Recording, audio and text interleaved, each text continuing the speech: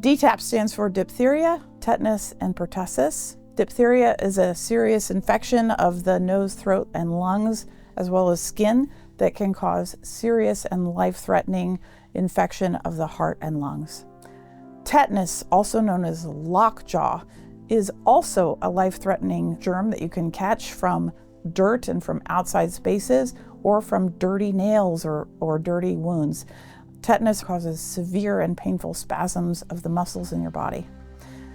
Pertussis, whooping cough, is the other name for pertussis. Pertussis is the thing in our area that we are very concerned about, especially for babies under the age of 1.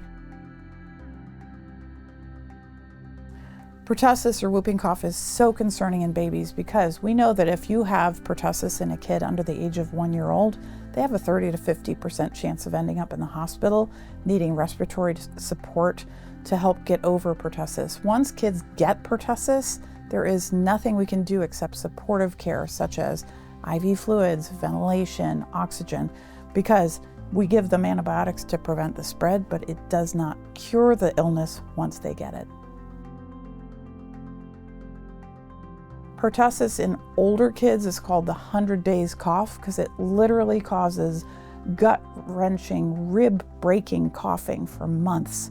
So pertussis is one of those illnesses that not only do we want to control because it's really uncomfortable for older kids, but for little kids, for babies, it can be a fatal disease.